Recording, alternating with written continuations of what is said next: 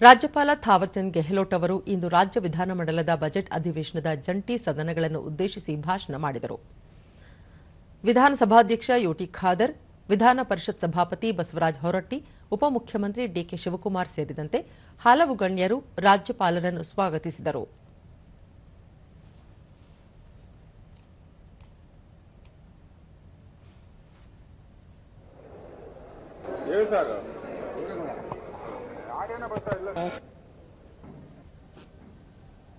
Pre matric एवं post matric के कुल ಸರ್ಕಾರ ರಾಜ್ಯದ ಅಭಿವೃದ್ಧಿಯ ವೇಗವನ್ನು ಚುರುಕುಗೊಳಿಸುವುದರಲ್ಲಿ ಮತ್ತು ಸರ್ಕಾರದ ಹಣಕಾಸು ವ್ಯವಸ್ಥೆಯನ್ನು ಇನ್ನಷ್ಟು ಸದೃಢಗೊಳಿಸುವಲ್ಲಿ ಯಶಸ್ವಿಯಾಗಿದೆ.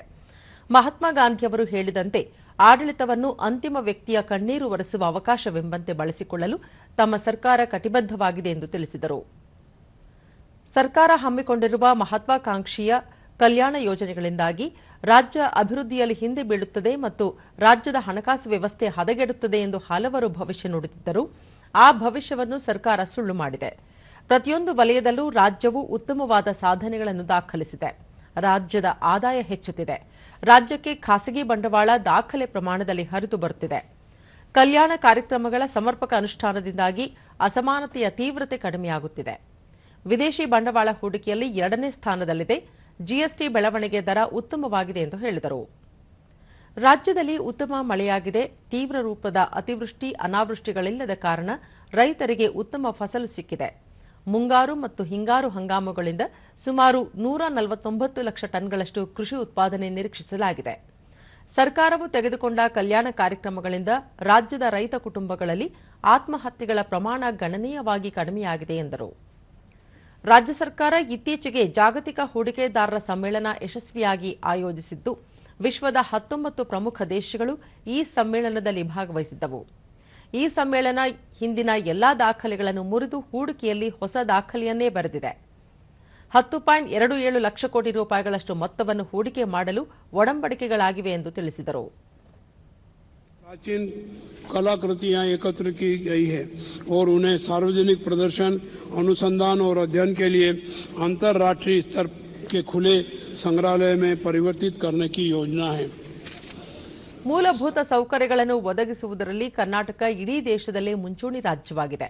ರಾಜ್ಯವು ತನ್ನ 2024-25ರ ಬಜೆಟ್ನ ಶೇಕಡ 15.01ರಷ್ಟು ಸಂಪತ್ತನ್ನು ಬಂಡವಾಳ ವೆಚ್ಚಗಳಿಗಾಗಿ ವಿನಿಯೋಗಿಸುತ್ತಿದೆ. ಇದು ಮಹಾರಾಷ್ಟ್ರ, ತಮಿಳುನಾಡು ಮತ್ತು ತೆಲಂಗಾಣ ಮುಂತಾದ ಪ್ರಗತಿಪರ ರಾಜ್ಯಗಳಿಗಿಂತ ಹೆಚ್ಚಿನ ಪ್ರಮಾಣದ್ದಾಗಿದೆ ಎಂದು ತಿಳಿಸಿದ ಅವರು, ತಮ್ಮ ಸರ್ಕಾರವು ಆಡಳಿತದಲ್ಲಿ ಪಾರದರ್ಶಕತೆ ತರಲು ನಿರಂತರವಾಗಿ ಪ್ರಯತ್ನಿಸುತ್ತಿದೆ.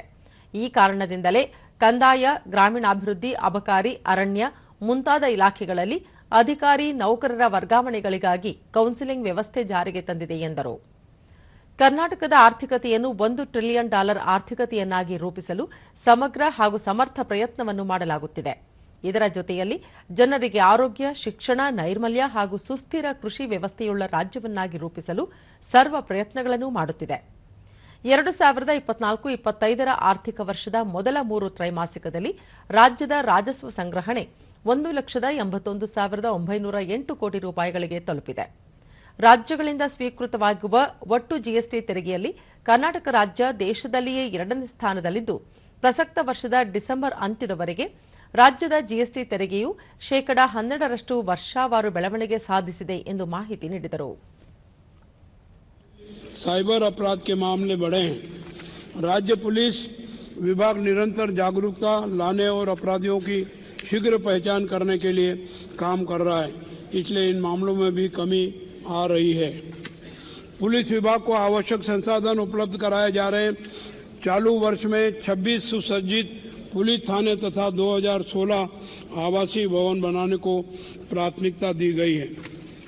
ತೋಟಗಾರಿಕೆ ಇಲಾಖೆಯ ವತಿಯಿಂದ ಬೀಜದಿಂದ ಮಾರುಕಟ್ಟೆಯವರೆಗಿನ ಸೇವೆಗಳನ್ನು ಒಂದೇ ಸೂರಿನಡಿ ಫಲಾನುಭವಿಗಳಿಗೆ ಪರಿಣಾಮಕಾರಿಯಾಗಿ ಒದಗಿಸಲು ತೋಟಗಾರಿಕೆ ಕಿಸಾನ್ ಮಾಲ್ಗಳನ್ನು ಸ್ಥಾಪಿಸಲಾಗುತ್ತಿದೆ. ರೇಷ್ಮೆಗೆ ಸಂಬಂಧಿಸಿದಂತೆ ಹಲವು ಉಪಕ್ರಮಗಳನ್ನು ತೆಗೆದುಕೊಳ್ಳಲಾಗಿದೆ. ರಾಜ್ಯವು ರೇಷ್ಮೆ ಉತ್ಪಾದನೆಯಲ್ಲಿ ಅಗ್ರಸ್ಥಾನ ಹೊಂದಿದೆ. ರೇಷ್ಮೆ ಕೃಷಿ ಮತ್ತು ರೇಷ್ಮೆ ನೂಲು ಬಿಚ್ಚಾಣಿಕೆ ಚಟುವಟಿಕೆಗಳಲ್ಲಿ ಪ್ರತಿ ವರ್ಷ ಅಂದಾಜು 15.43 ಲಕ್ಷ ಜನರಿಗೆ ಉದ್ಯೋಗ ಕಲ್ಪಿಸಲಾಗಿದೆ ಎಂದರು.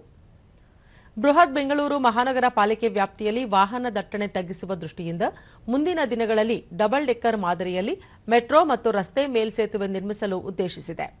ಸುಮಾರು 40ರಿಂದ 50 ಕಿಲೋಮೀಟರ್ ಸಂಯುಕ್ತ ಮೆಟ್ರೋ ರಸ್ತೆ ರೈಲ್ ಮೇಲ್ಸೇತುವೆ ಯೋಜನೆಯನ್ನು 8,916 ಕೋಟಿ ರೂಪಾಯಿಗಳಲ್ಲಿ ಕೈಗೆತ್ತಿಕೊಳ್ಳಲಾಗುತ್ತಿದೆ ಎಂದು ತಿಳಿಸಿದರು. ಜೈ ಹಿಂದ್, ಜೈ ಕರ್ನಾಟಕ.